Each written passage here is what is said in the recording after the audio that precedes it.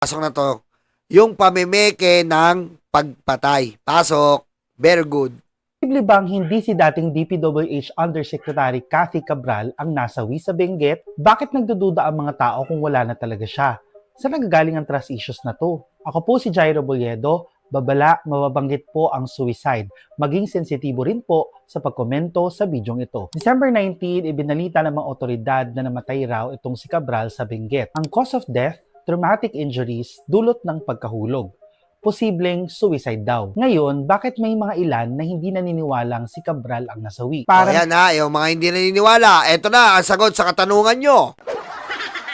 Teleserye mang pakinggan, pero nangyari na po kasi dati na ang isang taong dawit sa korupsyon ay pineke ang pagkamatay niya para makatakas. 2008 nang kinasuhan ng Graph si Mary Ann Maslog dahil sa 24 million textbook scam sa noong Department of Education, Culture and Sports or DEX na ngayon ay Department of Education na. 11 years later, in November 2019, sinabi ng lawyer ni Maslog sa Sandigan Bayan na namatay na raw ang kliyente niya. Siyempre, nanghingi ng death certificate ang korte na issued ng Philippine Statistics Authority para masigurong totoong patay na raw itong si Maslog. Pag namatay kasi ang isang akusado, nawawala ang criminal liability. Pero eto na, last year, September 2024, naaresto ang isang Dr. Jessica Francisco sa Quezon City dahil sa fraud. And surprise, surprise, si Maslog din itong si Dr. Francisco. Bukod sa Dr. Francisco, marami pa raw ginamit ng mga katauhan itong si Maslog para magtago. Pero nahuli rin siya dahil sa fingerprints. Pareho ang biometric prints ng kanang hintuturon ni Maslog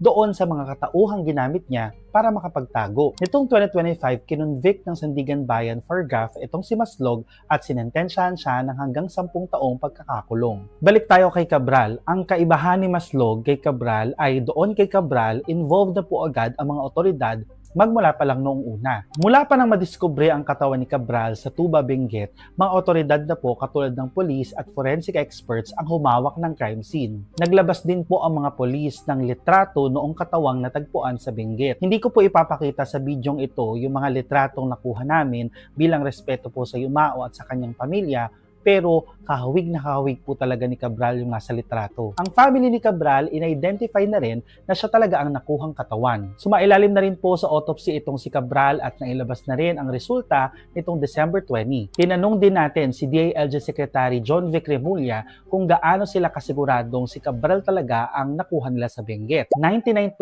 sure sila na si Cabral talaga yun. Grabe ah. Grabe naman si John Vic. 99% parang ginawang germs. Grabe naman, parang ginawang germs. Sa autopsy, magsasagawa rin daw ng DNA testing ang mga otoridad para masigurong si Cabral talaga ang nakuha doon sa Tuba, Benguet. Alam nyo, gets ko kung bakit ang daming trust issues ng mga tao, even to the extent na kung talagang patay na ba talaga itong si Cabral. Una, may kalayuan ng crime scene, kaya may kaunting delays po sa pagpapasa ng information. At pangalawa, nangyari ang pagkamatay niya sa gitna ng investigasyon sa DPWH at flood control corruption. Binabantayan natin ang kaso ni Cabral dahil sinasabing siya raw ang nakakaalam kung paano tumakbo ang alleged corruption sa loob ng DPWH. Yes. May video explainer po tayo tungkol dyan, maaari nyo pong mapanood. Ano? Diba? Diba? Saig sa inyo eh. Diba? Sabi ko sa inyo, talagang si Cabral yon para sa akin. Kasi, alam mo, mahirap ano eh. Mahirap pong pikiin yan eh. Mahirap pikiin yan. Mainit ang tao ngayon, pepikiin mo. Mahirap pikiin yan. Mahirap pikiin. Ang tanong na lang natin dito, para ako naniniwala kasi si Cabral yun, ang tanong natin, either pinatay ba o nagpakamatay. Di ba? Either pinatay ba o nagpakamatay. Malalaman lang natin yan kapag itong driver na absuelto at inosente, na wala siyang kinalaman o nag-utos sa kanya. Kung tinulak ba o may nagpatulak sa mga anggulong sinasabi nyo.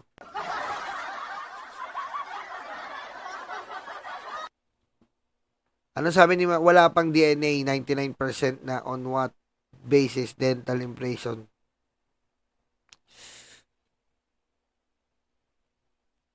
Yun. Pwede rin yan.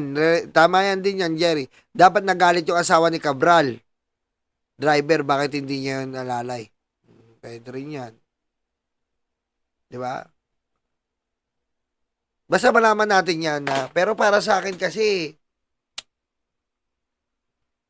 gaya nga nang in-explain ko,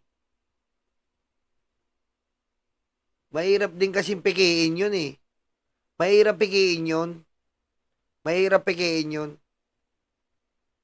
Mahirap po. And, mahirap din pong i-retrieve. Kasi bangin po yun eh. And pag bababa ka po sa bangin, hindi ka po dyan magbababa ng pagano, nakalubid ka. Bababa ka, iikot ka dyan, iikot ka sa may access na bangin. Hindi kayo mag-rope dyan, lahat kayo mag-rope pababa, iikot po yan. Iikot kayo sa, makakarating kayo dun sa pinagbagsakan. Diba? Ang cause ng autopsy, siya nga po yung nagpakamatay. Ay, siya nga po yung bangkay. Yun ang nakita, siya talaga yung bangkay. Para sa akin, yun ang atol ko dito eh. Para sa akin talagang siya yun eh.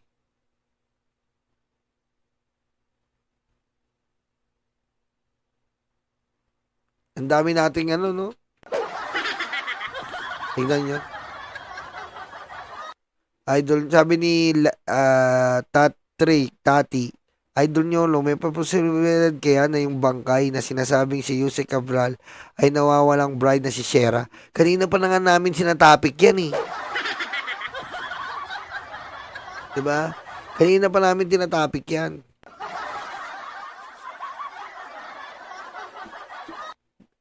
Diba? Ang hirap din, no? Ang hirap din, no? Malalaman natin yan kung ano talaga ang ano ni Cabral. Malalaman natin yan. Lalabas at lalabas yan. Just wait for it. Nagkawig eh. Pati yung forma ng eyeglasses. Pero yung labi, hindi eh. Malaki yung kay Cabral eh. Angelina Jolie. Diba? Parehas ng buhok. Tama. Parehas ng buhok. Galing no? Paano kaya? Grabe. Ayan po masasabi natin. Tita nyo po ha. Tignan nyo. Yan po ang sinasabi natin. Yan po ang dulot ng Pangulong Bongbong Marcos. Yan po. Ayan po ang dulot ni Pangulong Bongbong Marcos sa nais niyang linisin ang ating gobyerno. Yan po yun. Sabi ni Silent, ibang anggulo naman. Si Yusik nga yun, pero hindi tinulak. Kinuha sa taas, pinatay ng kamiting, tapos binaba. Wala daw kasing dugo sabog sa pinagkahulugan. Pero hindi tinulak. Kinuha sa taas, pinatay ng kamiting. Hindi eh. Kasi may picture eh. May dashcam po kasi. Matibay doon kasi yung netizen dashcam. Hindi yung, wag nyo intindihin yung selfie. Wag nyo po intindihin yung selfie ng driver. Yung dashcam po, yung dashcam po nakuha. Yun ang importante eh. Ito. Yung dashcam po nakuha eh. Ito.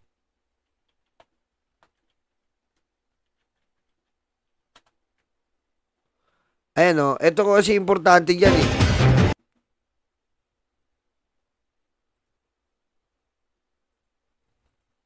Nung unang beses itong pumarada sa gilid ng Cannon Road. Nandiyan po nakaparado dyan. Oh, yan yung pulis oh. Dito po banda dyan. Nakikita po kasi namin dumadami. Ayan yung pulis. Ayan yung pulis na sumita. Ito na po yung pulis na sumita. Para malinaw lang ha. Ito, play natin to. Sinisiyasat na rin ng mga otoridad ang lugar kung saan siya nakita, pati na ang hotel room kung saan siya nag-check-in. Mula sa Tuba, Benguet, nakatutok live si Bea Pinay. Yung sinabi ng driver, sinita siya ng pulis, andito rin yung pulis. Bea?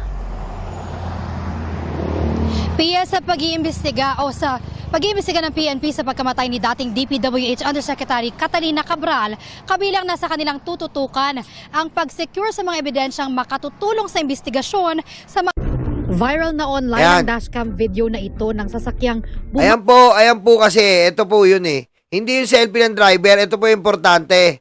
Yung dashcam video ni Ellie Dakar.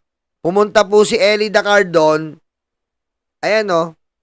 Hindi damit ni Yusek. Tingnan nyo po yung kotse. Ayan, may kotse po nakaparada. Pabaybay sa Cannon Road sa Tuba, Benguet, bandang alas 10 ng Ayan oh, may kotse po nakaparada eh. Ayan oh.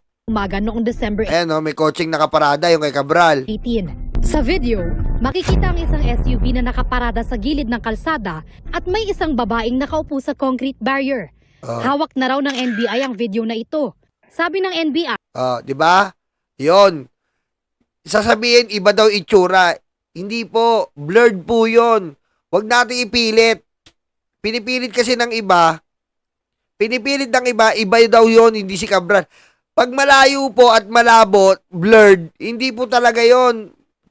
Hindi talaga magiging accurate kasi po dashcam lang 'yon. Blurred. Okay? tugma ito sa mga naunang lumabas sa investigasyon sa pagkamatay ni dating DPWH Undersecretary Catalina Cabral. Noong paakyat pa lang daw sila ng Baguio, Oh. huminto muna sila at umupo sa gilid ng kalsada. Oh, yan. Ayan oh. Oh, ayan oh, parehas. Ito yung kotse, parehas ng kulay, oh. Kinumpirma rin ni Interior Secretary John Vic Remulla na tunay ang kumakalat na selfie ng driver ni Cabral na tugma rin sa dashcam video. Natiyak na ng mga otoridad na si Cabral nga ang babaeng natagpuan sa bangin. Kaya nakatutok na raw ang PNP sa pag-iimbestiga kung ano nga ba ang nangyari kay Cabral. Tumutulong din ang PNP sa pagkalap ng mga ebidensyang may kaugnayan kay Cabral na posibleng makatulong sa investigasyon sa maanomalyang flood control scandal kung saan idinawit ang dating opisyal. Kanina, nagsagawa ng crime scene reconstruction ng PNP CIDG, SOCO at Forensic Unit. Pero ako, mga nasa ano pa ako dito? 70-30. 70-30 rin po ako. Hindi ako 100% na siya, hindi ako 100% na ano. 70-30 pa rin ako. O kaya 50-50 na lang. Isinalaysay ng mga nagpapatrolyo ang pulis kung paano nila sinita si O Cabral yan, at ang ito driver. na.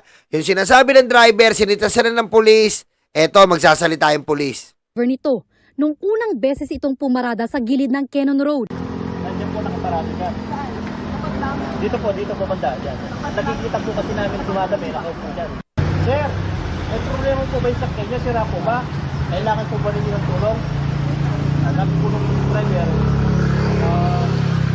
wala po, nagpapakil lang po si madam. O, yan. Ayan yung kinukwento. Ayan yung driver na sumita, ay pulis na sumita. Which is accurate dito kay driver. Ay, ganun po ba? O sige, kung ganito na lang po, maghanap kayo ng ibang parkingan, probada po yan, baka mabangga kayo ng mga dumadating na sakyan. Maghanap po kayo ng safe na parkingan na malilim. Ganito katarik ang bangin kung saan nahulog umano si dating DPWH Undersecretary Catalina Cabral. Ayon sa pulisya, nasa 20 hanggang 30 metro ang layo ng kalsada sa bahagi ng ilog kung saan natagpuan si Cabral. Hindi pa binigay ng pulisya ang resulta ng pagsusuri nila. Kagabi, nag-iimbestiga na ang NBI sa 2 silid sa hotel sa Baguio kung saan nag-check-in si Cabral at ang driver niya. Base sa search warrant nila mula sa Baguio RTC Branch 6, may probable cause para paniwalaang may nangyaring murder o homicide dahil sa kanila'y kaduda-dudang mga detalye sa pagkamatay ni Cabral. Nakita ang 2 paper bag at shoulder bag na pambabae na may mga larawan at identification card ni Cabral. Nakita rin ang mga credit at debit cards, mga susi, legal documents, prescription drugs at ilan pang mga papeles habang wala namang nakitang kahit anong electronic gadget sa kwarto. Mula sa Baguio, ibiniyahe na bandang alas 11 kagabi ang labi ni Cabral at dumating pasado alas 3 ng umaga kanina sa isang memorial chapel sa Quezon City. Naantala ang pagbiyahe dahil sa bagal umano ng pagproseso sa mga dokumento.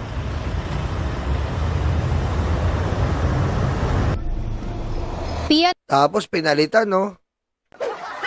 No? Di ba? Eh, yung kakapanood natin ng Netflix, eh. Aray ko. Ayan yun. Kakapanood. Kakapanood natin ng Netflix to eh. Ito yun. Ito yung kakapanood natin ng Netflix na ano natin.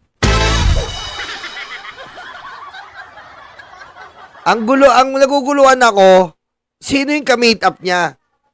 Sino ba yung ka-meet up? Di ba?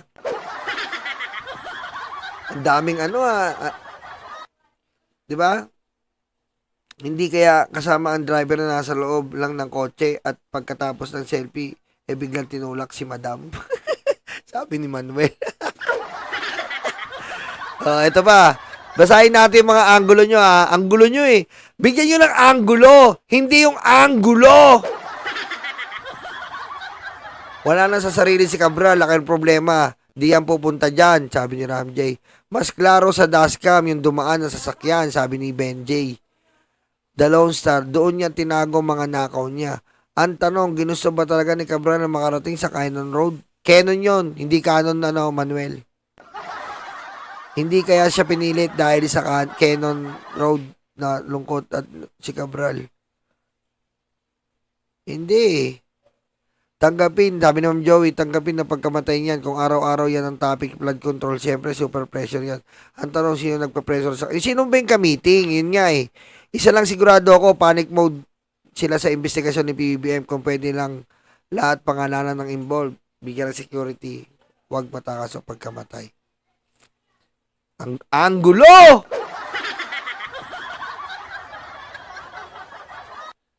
Yolo, umaga yon, sinita sila. Pagkatapos nilang nasita, umakyat sila ng Baguio.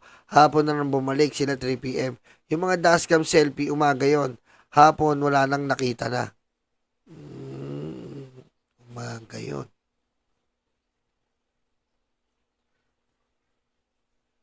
Umaga. So,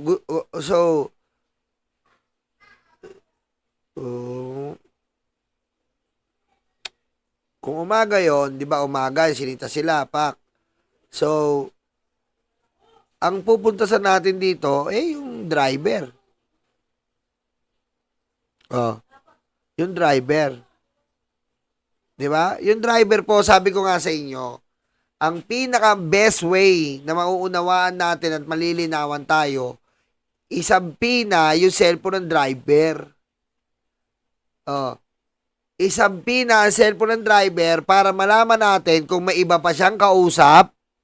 Sino ang kausap niya during the accident? Doon natin malalaman. 'Di ba? Doon dapat simulan 'yan. Tingnan yung cellphone na nilalaman ng driver. Kasi pag driver ka, 'di ba? 'Di ba?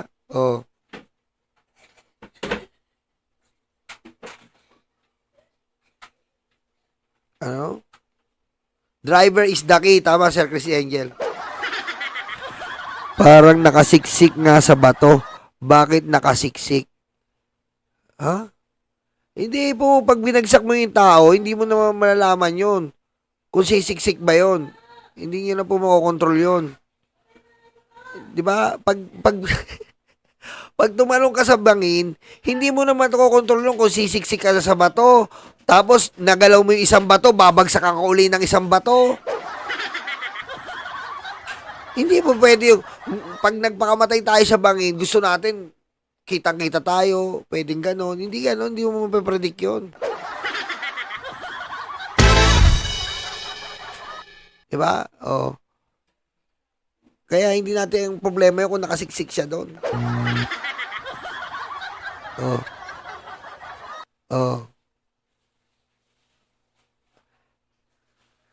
Kanino niya isi-send driver yung selfie ni Cabral? May utos ba sa driver? Magkano ang pay? Maganda rin yung punto ni Down Mahisay. Totoo yon.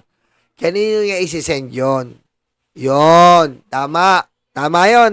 Magandang punto. Hindi anggulo. Tama. Yun nga yung sinasabi ko nga sa inyo.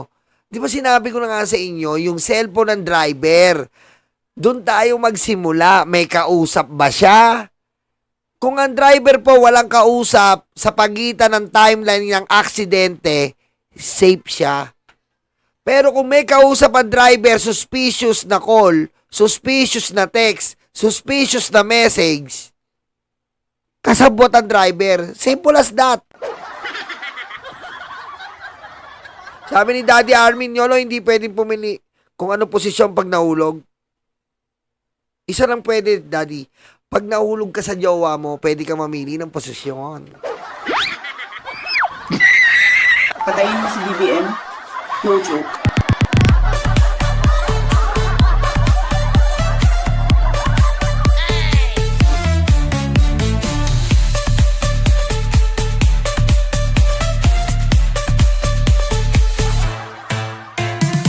Oh, di ba? Yun. Oh. Di ba? Yun yan. Unahin natin yung driver kasi siya ang major siya ang primary suspect na kasama eh. Walang iba makakasagot kundi driver. Tama yung angulo na bakit ka nagsiselfie? Hindi mo ba alam bawal yon? Totoo yon. Oo nga, nakalimutan ko yon, no. Bakit siya magsiselfie? Hindi mo ba alam ang driver tapos ang boss ang relationship nyo is very confidential yan. Hindi ka basta-basta nagpipicture as security driver na pipicture mo yung boss mo ng ganon. Bawal yun. Di ba? Kailangan may consent niya kasi boss mo yun eh. Tama yun. At bawal din ang driver, nga pala nakalimutan ko, driver security na hayaan mo yung boss mo na nasa delikadong lugar. Negligence yun. Kaya nga sabi ko sa inyo, mag-umpisa tayo sa driver. Tama nga yung sinabi ko sa inyo kanina. Sa driver. Ginugulo nyo pa eh. Oh. Driver is the key. Oh. Ano ba? Ano ba hawak ng driver? Ano hawak ng driver? Hindi yung key. Kaya, driver is the key.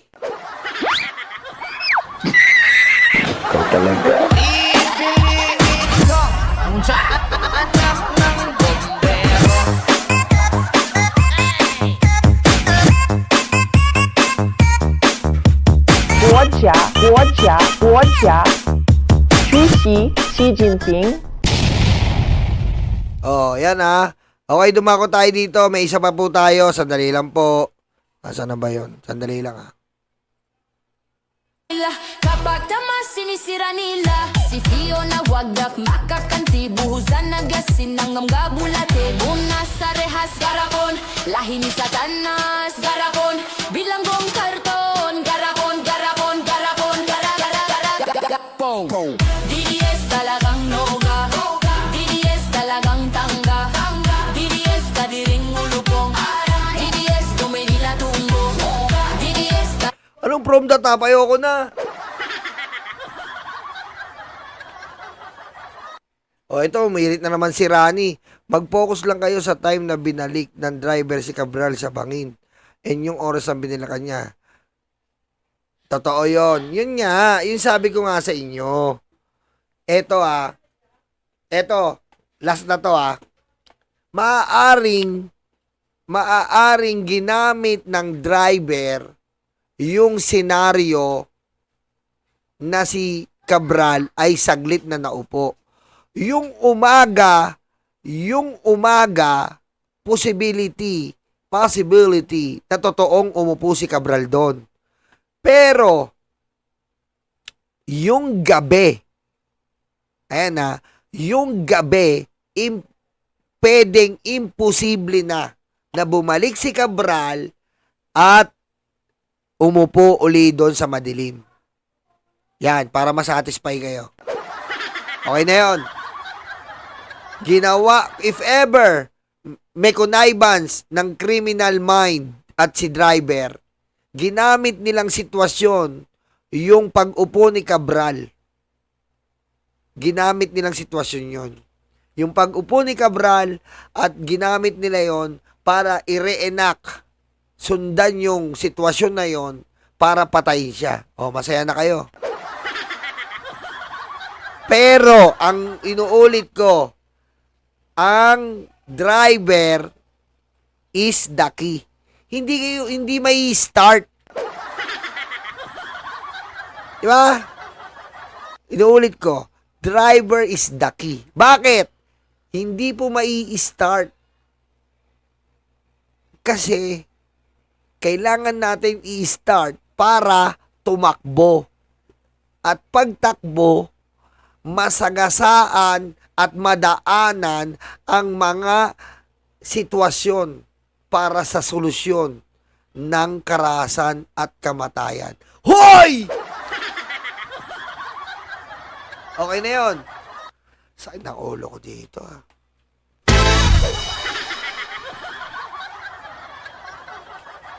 Ayos? Ayaw nyo? Ay, sa inyo driver is the key. Okay? Umirit pa to si J. Martin. Si Black na to. Yung selfie sa umaga, ginawang alibay para sa gagawing plano pagdating sa hapon. Pwedeng wala nang buhay si Cabral nung naulog doon o sadyang inulog lang doon. Inulit mo lang yung sinabi ko eh. J. Martin Inulit mo lang yung sinabi ko. Ganun nga yung sinabi ko. Ginawa nilang pattern yung selfie. Inulit mo lang eh. O sabi ni Regina, Sir Nyolo, pwede rin may kamitap siya doon. Kaya hindi niya na pinasama yung driver. Kaso hindi nila nakasundo. May pasalwing inulog siya sa bangin. Hindi, malabo nga yun eh. Malabo yung tinulak. Ang possibility, ginamit nila yung anggulo na nakaupo si Ma'am Cabral sa bangin. Ngayon, if ever etong driver, kung kasabwat siya, madali niya sabihin na bumalik po kami doon sa kung saan siya umupo at bigla siyang tumalon. Pero hindi naman ginawa ni Cabral yun. Maaaring wala na siyang buhay at tinulog siya doon sa inupuan niya para ma-justify yung selfie angle nila ni driver. Woo! What the fuck?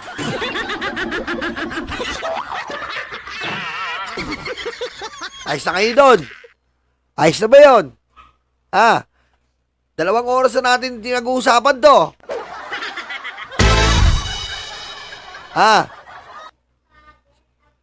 Okay na yun.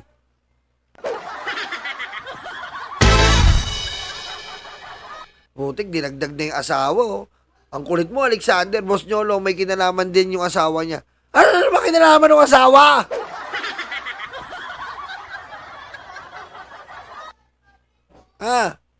Ano kinalaman? Waiting naman, oh. Dito na tayo. Lolo, di kaya nung pinalis yung driver ay may pimikap na Cabral. Hindi. Ang possible, ito na naman ako na naman si explanation.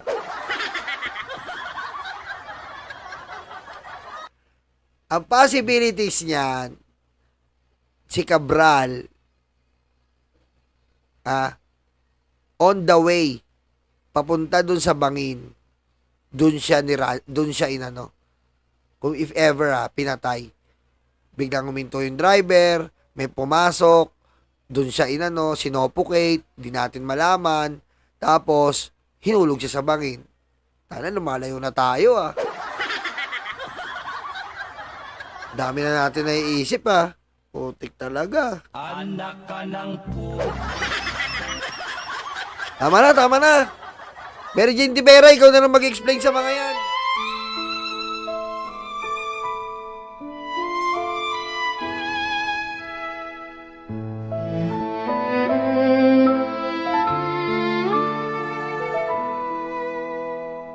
Nakaupo ako, lumalamon sila. Masasaya itong aking mga kaibigan.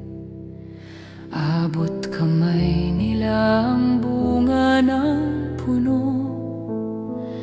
Dahil balikat ko ang ginawang tuntungan.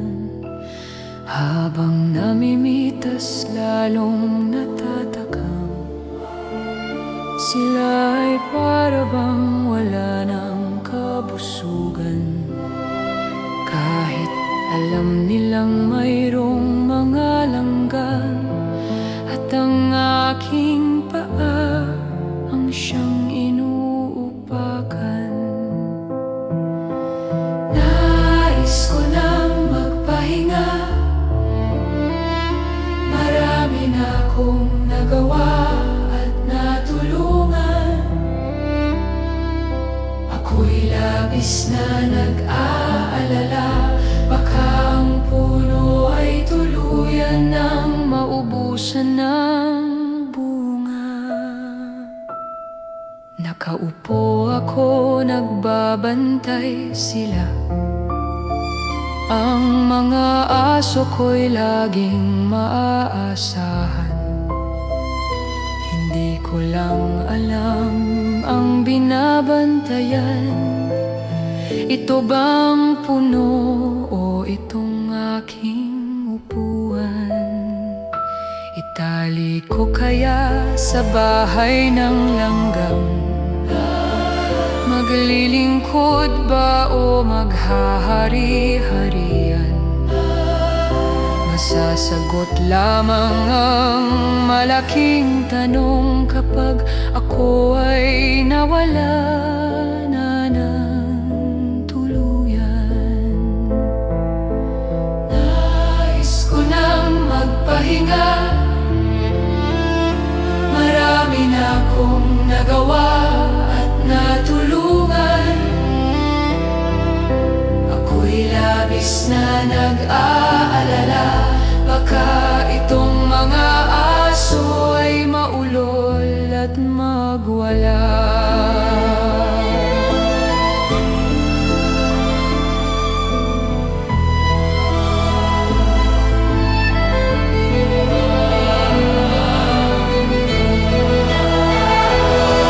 Daming naupo, walang solusyon. Daming nangako, naging ilusyon. Ikaw ang sagot-sagot sa aming tamong-tamong. Ikaw ang boses sa aming bulong.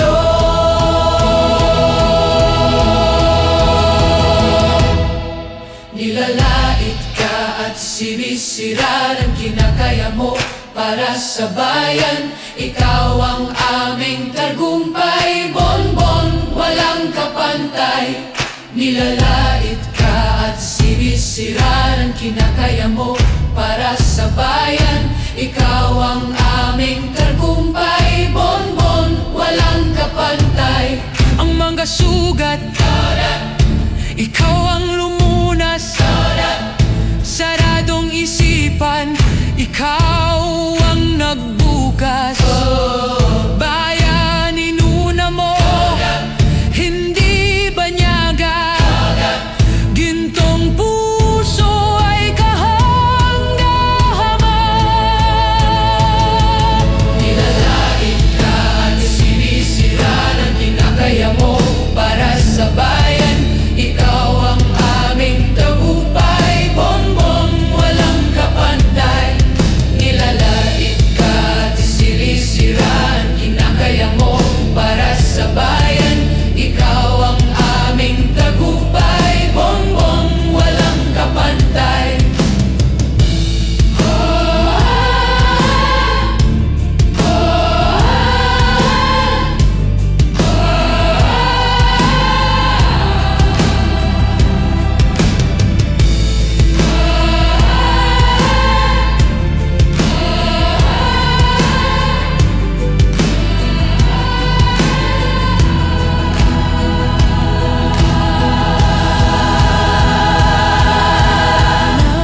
Nais ko nang magpahinga, marami na akong nagawa at natulungan. Ako'y labis na nag-aalala, Baka itong mga aso ay maulol at